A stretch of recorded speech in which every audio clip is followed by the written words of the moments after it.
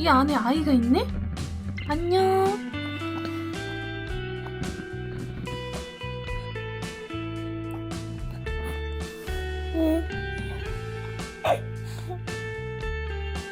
일어나봐. 옳지. 엄마 손 잡고. 옳지. 옳지. 옳지, 잘한다. 아이고 예뻐. 일어났어요. 우와. 우와. 엄마 손 눈다? 우와. 이거 잡을 거야. 아이 예뻐. 어우 귀여운 뒷배. 조심한다. 옳지. 안녕. 카메라 안녕. 안녕하세요. 오늘은 제가 아기를 낳고 조리원에 일주일만 있었어요. 조리원에 일주일만 있었던 이유에 대한 이야기를 좀 해보고, 저희 아이가 태어나고 13일 만에 응급실을 갔거든요. 그래서 오늘은 그거에 대한 썰을 좀 풀어볼까 합니다. 보통 출산을 하고 조리원을 가면은 2주 정도 가시잖아요. 일반적으로 2주에서 3주 정도? 근데 이제 저 같은 경우는 이제 처음에 제가 아이를 출산할 당시가 코로나 거의 끝무렵이었어요. 근데 이제 저희 언니는 저랑 딱 1년 터울로 아이를 출산을 했는데, 가장 코로나가 심할 때 아이를 출산을 해서 조리원 생활이 되게 답답하고 힘들다고 많은 그런 얘기를 들었어요. 그래서 저희 언니 같은 경우는 조리원에 있는 게 좋지가 않아서 일주일만 있다가 퇴소를 하고 싶어가지고 이렇게 환불 절차나 이런 걸 알아보고 그랬었거든요. 그래서 저도 이제 언니가 힘들어하는 모습을 많이 보다 보니까 조금 고민을 했었어요. 왜냐면 저 같은 경우도 좀 활동적인 사람이다 보니까 안에서 계속 있는 거를 많이 답답해 할 수 있다라는 생각이 들어서 이제 그 부분에 있어서 고민을 좀 했죠. 근데 저 같은 경우도 코로나가 완전히 끝난 상태가 아니라 거의 끝 무렵이라서 가족 방문도 안 되고, 당연히 외출은 그냥 거의 당연히 안 하는 분위기고, 이제 신랑들 같은 경우는 왔다 갔다 할 수는 있는데 들어올 때마다 코로나 자가 키트를 하고서 이제 제출을 해야 되는 그런 시스템이었어요. 2주일을 거의 병원 가는 거 말고는 조리원 안에서 있어야 되는 건데, 그게 좋은 사람들은 괜찮은데 저같이 좀 활동을 해야 되는 사람 입장에서는 좀 답답하게 느껴졌다. 그 부분이 일주일을 선택한 이유 중에 하나다. 제가 조리원을 들어간 목적은 아이를 출산을 하고 몸을 회복하는 거 1번, 그리고 제가 첫 아이 출산이다 보니까 잘 모르잖아요. 그러다 보니까 그런 부분에 대한 교육이 잘 돼 있는 곳에 들어가는 게 2번째 저의 목적이었거든요. 그래서 제 몸을 잘 회복하면서 제가 아이를 잘 집에 와서 돌볼 수 있도록 다양한 그런 교육들을 듣고 오는 게 목적이었단 말이에요. 조리원의 목적은. 그러다 보니까 제가 갔던 조리원 같은 경우는 일주일치의 교육 스케줄이 딱 짜여 있어요. 이날은 모유수유, 이날은 몸 회복을 위한 요가, 이날은 목욕 수업, 이렇게 딱 일주일 프로그램이 딱 잡혀 있어요. 그래서 일주일치 교육을 받고 이제 다음 주가 되면 똑같단 말이에요. 그 프로그램이. 이제 월요일에 하는 거, 화요일에 하는 거, 수요일에 하는 게 쭉 똑같아요. 그러니까 매 주마다 교육 프로그램이 똑같이 잡혀 있다. 그렇기 때문에 제가 생각했을 때는 똑같은 교육을 2번 들을 필요가 없다고 생각을 했어요. 여러 번 2번씩 들으면 더 좋겠지만 저 같은 경우는 굳이 그냥 한 번만 들어도 괜찮겠다라는 생각이 들어서 일주일을 했던 것도 있었고요. 조리원 안에서 마사지를 받잖아요. 가슴 마사지랑 전신 마사지를 받는데, 그 마사지도 저는 일주일에 차라리 타이트하게 받자. 일주일 하루를 꽉 채워서 하루에 가슴 마사지 1번, 전신 마사지 1번 이런 식으로 평일에만 마사지가 가능하니까 한 5번 정도 받으면 괜찮지 않을까? 라고 생각을 했고, 만약에 부족하다면 나가서 그 샵에 방문해가지고 할 수도 있는 거니까 제가 가서 받으면 된다고 생각을 했어요. 그렇기 때문에 마사지랑 교육을 받는 데 있어서 저는 조리원에 일주일만 있어도 되겠다라고 판단을 했던 거예요. 계약할 당시에는 일주일만 그렇게 받으면 되겠다라고 생각을 했었고요. 계속 끝까지 고민은 했어요. 2주 있어야 되나 하고 고민을 했고, 신랑이랑 이제 저랑 같이 얘기하기로는 신랑이 이제 연차를 써서 한 달 동안 쉬기로 이제 휴가를 냈단 말이에요. 그래서 제가 조리원에 있을 때까지는 출근을 하고 주말에만 조리원에는 오는 걸로 하고, 이제 제가 딱 조리원을 퇴소하는 날부터 해서 한 달 정도를 이제 집에서 같이 공동 육아를 하기로 했어요. 그러다 보니까 이제 저희는 산후 도우미분도 부르지 않았고, 또 저희 집에 강아지를 같이 키우기 때문에 또 강아지를 무서워하시는 분들이 많이 계시잖아요. 그래서 아무래도 이제 외부인이 저희 집에 와서 이렇게 같이 케어하는 게 좀 불편한 부분이 많을 것 같다라고 생각을 했기 때문에 산후 도우미분은 부르지 않았습니다. 그래서 저희 신랑이 좀 요리하는 것도 좋아하고 하기 때문에 이제 뭐 저 밥 같은 거는 이제 신랑이 해주기로 했었고, 같이 이제 아기는 좀 케어를 해보자, 경험을 해보자. 그래야지 신랑도 나중에 출근하고서 주말이든 뭐 퇴근하고 나서 저를 도와줄 때 조금 더 자연스럽고 수월하지 않겠냐라는 생각을 가지고 있었어요. 집에 와서 우리가 그냥 복닥복닥 해보고 싶다. 기본적인 걸 배워서 오고 결국에는 육아를 해야 되는 건 우리 부부기 때문에 둘이서 합을 맞춰서 해보고 싶다. 이런 마음이 가장 컸던 것 같습니다. 지금 만약에 다시 조리원에 들어간다면 어떡할 거냐라고 한다면 2주 정도는 있을 것 같아요. 그 이유는 뭐냐면 일주일만 있다 나오면 아이가 한 11일 정도 됐을 때 10일, 11일 정도 됐을 때 집에 오는 거란 말이에요. 그러면은 차로 이동을 하고 이런 상황들이 생기다 보니까 너무 조심스러운 거예요. 아기가 일주일 차이가 엄청 크거든요. 그런 부분에 있어서 많이 조심스럽다. 그리고 아까 말씀드린 것처럼 저희 아이가 13일 만에 응급실을 갔어요. 여기서 잠깐 그 이야기를 하고 갈게요. 저희 아이가 조리원에 있을 때부터 기침을 계속 했어요. 그래서 퇴소하기 한 이틀 정도 전부터 기침을 심하게 하더라고요. 그래서 이제 모유수를 하거나 모자동실을 할 때마다 계속 확인을 했는데 좀 기침을 많이 하는 것 같아서 이제 거기 계신 분들한테 말씀을 드렸어요. 관리해주시는 분들한테. 저희 아이가 기침을 좀 많이 하니까 좀 봐주셨으면 좋겠다고. 근데 이제 저희가 있는 조리원이 그 병원이랑 연계된 조리원이라서 그 의사분들이 아침에 회진을 돌아주시거든요. 그랬는데 이제 하시는 말씀은 의사 선생님이 아침에 회진을 도셨는데 별 말씀이 없으셨다.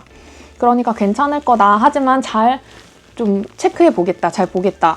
라고 하시고선 거기 저희 유리문으로 다 이렇게 애들을 볼 수 있게끔 되어 있어요. 거기에 보니까 저희 아기 그 침대에 그 기침이 심하다고 이렇게 써 있더라고요. 붙여져 있더라고요.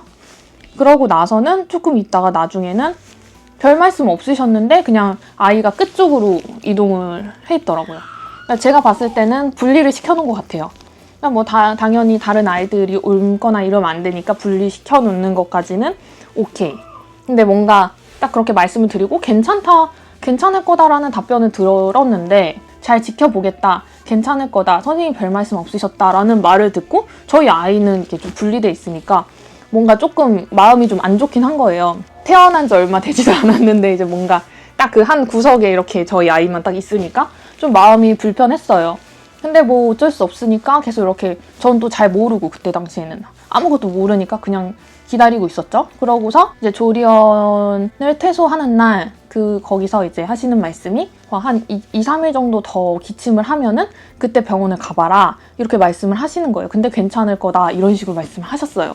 그래서 그렇구나 하고 이제 걷싸게 돌돌 말아갖고 아이를 데리고 왔어요. 그랬는데 아기가 기침이 갈수록 심해지고 이제 기침을 하다 보니까 잠을 잘 못 자고 계속 울고, 그러니까 저희는 너무 무섭잖아요. 그게 그 조그만한 아이가 막 그러니까. 그래갖고 지금 생각하면 차라리 그날 바로 퇴소할 때 병원을 연결을 해주셨더라면 조금 낫지 않았을까 하는 생각을 하죠. 그래서 어찌됐든 간에 집에 와서 이틀인가 있었어요. 안 되겠다, 병원을 가자.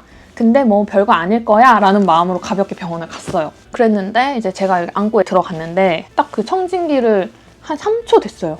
그러자마자 바로 큰 병원 가셔야 된다. 대학병원 가셔야 된다. 가서 한 4-5일 정도 입원을 해야 될 것 같다. 폐렴이다. 이렇게 말씀을 하시는 거예요. 사실 그 조그마한 아이가 폐렴이 걸리면은 뭐가 안 좋은지 이런 것도 잘 모르겠고 너무 당황스러운데 일단 대학병원을 가라 하고 이 작은 애를 입원시켜야 된다고 하니까 갑자기 그 자리에서 눈물이 그냥 뚝뚝뚝 떨어지는 거예요. 그리고 이제 그 병원이 보호자는 한 명만 들어가야 돼요.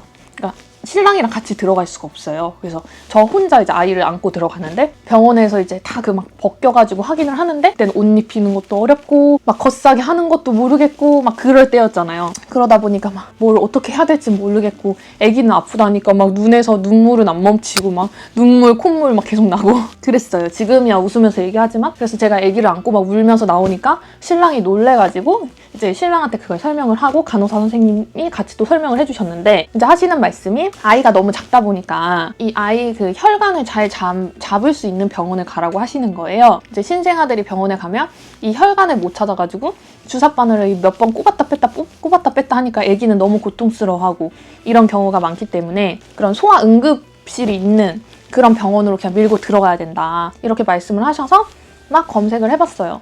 그러다가 분당 서울대 병원이 이제 소아응급실이 있어서 글로 이제 급하게 가게 됐죠. 그래서 저희 아이는 RS 바이러스에 감염이 된 거였어요. 계속 이제 그 상태로 RS 바이러스 감염된 상태로 계속 기침을 하면서 있다 보니까 그게 이제 폐렴까지 가게 된 상황이었죠. 근데 이제 RS 바이러스는 어떻게 감염이 되냐면 아기들 통해서 감염이 되는 거거든요. 아이들 통해서 감염이 되는 거기 때문에 저희 아이가 태어나고서 병원이랑 조리원에만 있었기 때문에 그 안에서 당연히 감염이 됐겠죠. 그 조리원 안에서 이미 기침을 하고 있었기 때문에 저희는 이제 그렇게 아무래도 생각을 할 수밖에 없는 거고, 그리고 나서 이제 그렇게 폐렴으로 번지게 된 상황이었죠. 그래서 이제 응급실에 갔는데 저희가 뭐 기저귀랑 분유랑 이런 거를 아무것도 챙겨오지 않았어요. 그냥 한두 번 정도 수유할 만큼만 가지고 갔죠. 왜냐면 동네 병원을 간 거였으니까. 근데 갑자기 이제 분당 병원을 좀 급하게 가게 되는 바람에 그런 걸 다 못 챙겨갔어요. 그래서 신랑은 이제 마트를 가서 분유랑 기저귀 이런 거를 사오고, 저 같은 경우는 이제 그 사이에 아기 이거 혈관 링거 꼽으러 온 거예요. 그래서 이 조그만한 게 막 끝까지 우는데 또 처음에 잘 못 잡으셨어요. 한 2번인가 했는데 실패를 했어요. 그러니까 이제 아기는 막 정말 시퍼레질 정도로, 온몸이 시퍼레질 정도로 몸에 힘을 주면서 울었고, 저는 이제 그 아이를 꽉 잡아야 되는 상황이었는데 저도 울고 아기도 울고, 그 13일 된 아기가 얼마나 작은지 아시죠? 그 아이 팔을 움직이지 못하게 막 이렇게 잡는데 아기들이 힘이 진짜 세거든요. 근데 그 아이를 이제 꽉 잡아야 되는데 뭔가 부러질 것 같고, 선생님은 꽉 잡으시라 그러고, 안 그러면 아기 다친다고 꽉 잡으라고 해서 울면서 이제 아기를 막 꽉 잡고 이랬죠. 그러고 있었는데 진짜 응급실이 무한 대기거든요. 그냥 계속 대기예요. 검사할 거 다 하고, 또 그 아기 그 생식기 부분에 스티커를 붙여갖고 소변을 받아요. 이제 그런 그런 검사하는 과정이 그 13일 된 아이가 하기에는 너무 좀 힘든 그런 검사들이 있잖아요. 그래서 그거를 보고 있는 부모 입장에서는 너무 속이 상했어요. 뭔가 조금이라도 크고 나서 그랬더라면 그렇게까지 막 큰 검사는 아니니까 그렇게까지 막 그러진 않았을 텐데, 그 13일 된 그 작은 아기를 갖다가 막 이따가 바늘 꼽고 막 잡고 막 엑스레이 찍고 막 그러니까 그 과정이 너무 힘들었고, 또 이제 저 같은 경우는 그때 수유 중이어가지고 가슴이 엄청 딱딱해지거든요. 그 유축을 안 해주면은 가슴이 정말 돌덩이처럼 딱딱해지는데, 급하게 가가지고 저는 이제 중요하지가 않았죠. 근데 이제 그런 유축하고 이럴 거를 안 갖고 갔고, 저도 그때 이제 조리원에 있다가 거의 일주일 뒤에 퇴소를 하고 한 이틀 지났을 테니까 아기를 낳고 저도 13일 정도 된 몸이었잖아요. 그러다 보니까 또 제왕절개를 했기 때문에 전체적으로 컨디션이 안 좋았어요. 약간 여자들 생리하고 이러면은 배도 아프고 허리도 아프잖아요. 계속 그런 느낌을 계속 가지고 있었고, 거기에 가슴까지 아프고 하니까 전체적으로 너무 힘든 거예요. 계속 무한 대기하면서 있었는데 다행히 저희 아이가 열이 없었어요. 그래가지고 그래서 입원은 일단 하지 말고 좀 두고 보면서 외래 진료를 봐라 하고 그렇게 예약을 잡아주셔가지고 이제 집에 돌아갔죠. 그래서 그날 거의 병원 진료를 점심쯤에 보러 갔다가 대학병원에 거의 한 4시, 5시 이쯤에 갔던 것 같아요. 그랬는데 집에 온 거는 새벽, 집에 오니까 거의 2, 3시? 생각지도 못하게 대학병원에 계속 그러고 있다가, 다행히도 저희 아이가 막 열이 많이 나고 이랬으면은 바로 입원을 하고 막 이래야 되는 상황이었을 텐데 그러지 않았고, 아이가 너무 어리다 보니까 어떤 약이든 함부로 쓸 수가 없었기 때문에 열이 나지 않고 하니까 그때 링거를 맞고 조금 이렇게 두고 보다가 그때 다시 와서 또 엑스레이를 찍으면서 경과를 보자, 어떻게 할지 결정을 하자, 이렇게 말씀을 하셨어요. 그래서 결론적으로는 입원은 하지 않았죠. 다행히. 그랬는데 정말 그 13일에 아기 태어난 지 13일 되던 날 그런 일을 겪고 참 너무 무섭고 힘들었어요. 그러고 나서 이제 제가 들었던 생각이 너무 이렇게 조리원은 아기가 어릴 때 나오니까 이제 그런 부분에 있어서는 좀 무섭고 조심스럽구나. 그래서 내가 너무 나 답답하고 내가 이렇게 하고 싶다라는 생각을 가지고 있어서 조리원은 남들이 있는 만큼 안 입고 퇴소를 했기 때문에 아기가 뭐 더 나 때문에 아프게 된 건 아닌가 하는 괜히 그런 죄책감도 드는 거예요. 근데 이제 신랑이 하는 말이 거기 안에 있었더라면 더 정말 끝까지 아기가 막 열이 나고 막 이럴 때까지 가고 나서 그 다음에 우리한테 이제 그 소식이 전해졌을 수도 있는 거고, 그리고 어떻게 보면은 결국에는 우리 아이가 RS 바이러스가 걸린 거였기 때문에 당연히 이제 자동 퇴소다 그러면은 다른 아이들한테도 감염이 될 수 있으니까, 그러기 때문에 어차피 우리가 일주일 있었던 거는 막 잘못한 건 아니다, 잘한 거다, 이렇게 신랑이 또 위로를 해주더라고요. 그래서 맞다 그냥 이렇게 생각하고, 지금은 저희 아이가 건강하고 무사하니까 그냥 그럴 때가 있었지, 그런 적이 있었지, 그렇게 저희는 이제 한 번씩 이제 꺼내서 이야기를 합니다. 이제 제가 하고 싶은 말은, 조리원에 갔을 때 이제 사람마다 생각하는 게 다 다르지만 이제 모자동실을 많이 하는 경우도 있지만 또 이제 내 몸을 회복하는 시간이고, 여기서 내가 그렇게 회복을 하는 시간을 갖지 않으면은 집에서는 이제 육아를 하느라고 그렇게 회복할 시간이 많이 없으니까 여기서만큼은 내 몸을 돌봐야겠다라고 생각하고 또 모자동실을 거의 안 하시는 경우도 많잖아요. 근데 진짜 모자동실을 많이 하는 게 좋은 것 같아요, 저는. 제가 이제 이런 일을 겪어서 그런지 그 안에서 정말 많은 아이들을 돌봐주시잖아요. 근데 그 돌봐주시는 그 선생님들이 인원수가 최대한 많은 곳으로 가시겠지만 그래도 부족하단 말이에요, 그 신생아를 보기에는. 그러다 보니까 내 아이만 이렇게 볼 수 있는 그런 환경이 아니다 보니까 제대로 케어가 안 될 수도 있는 거란 말이에요. 최선을 다해서 해주시겠지만 저희가 직접 보는 것만큼은 안 될 거란 말이죠. 저희가 아무리 아기가 처음이라서 어떻게 하는지 잘 모르고 하더라도 아이가 엄마 옆에 아빠 옆에 있는 게 당연히 더 그만큼 많이 저희가 관심을 주고 케어를 받을 수 있기 때문에 저는 모자동실 시간을 많이 갖는 게 좋은 거라고 생각은 해요.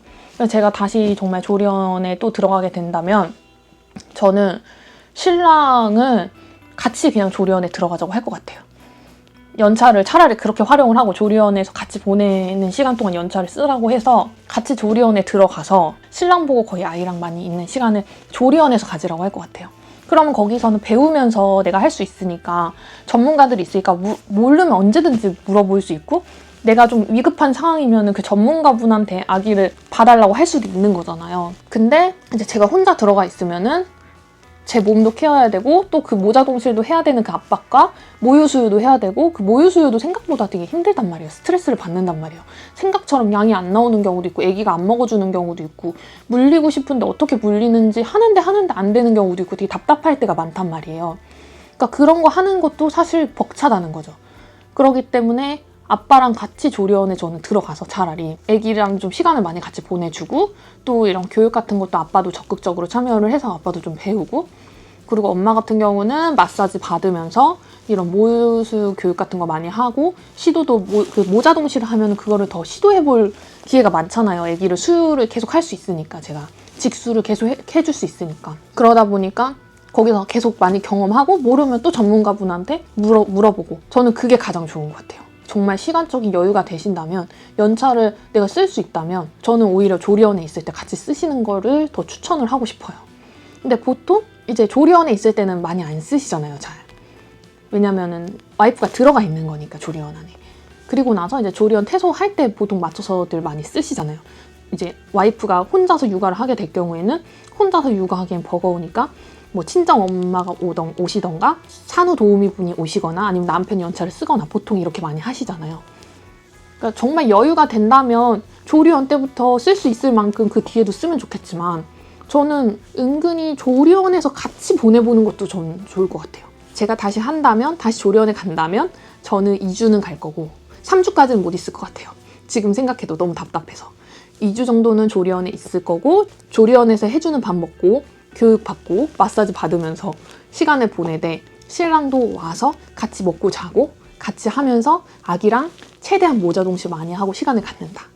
그래서 신랑도 많이 거기서 교육을 받고 그거를 같이 배워서 같이 집에 와서 그렇게 좀 해보는 시간을 가질 것 같아요. 그래서 오늘은 이런 얘기를 좀 하고 싶었어요. 그 전에는 시험관 하면서 제가 경험했던 거를 정보를 많이 공유를 했잖아요. 아기를 이제 출산을 했고 그래서 이제 출산 과정에서 있었던 공유할 부분들 또 이제 그 후에 일어나는 그런 부분들에 대해서 그냥 편하게 이렇게 얘기하는 영상을 한 번씩 올리고 싶어서 오늘은 이제 그런 영상으로 준비를 했고요. 지금 아기가 자고 있어요. 아까 좀 졸려 하길래 침대에 눕혔거든요. 저 방에서 조용한 거 보니까 지금 자고 있는 것 같습니다. 그래서 저는 오늘 영상은 여기까지 촬영을 하고 저도 아기랑 같이 조금 쉬다가 다시 열 육아에 들어가 보도록 하겠습니다. 아빠 한번 해보자. 아빠 많이 하시잖아.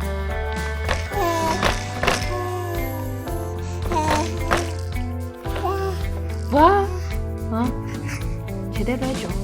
아빠 해줘. 아빠.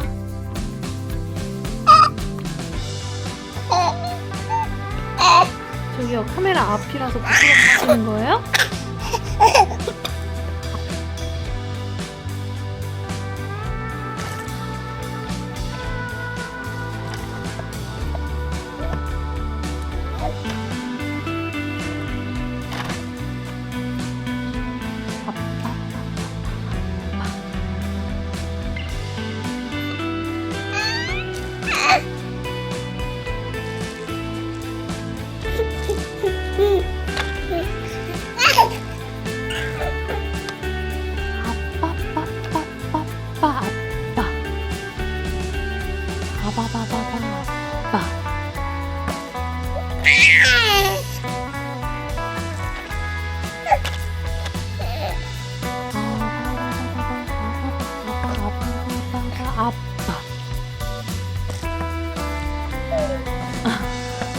하지마.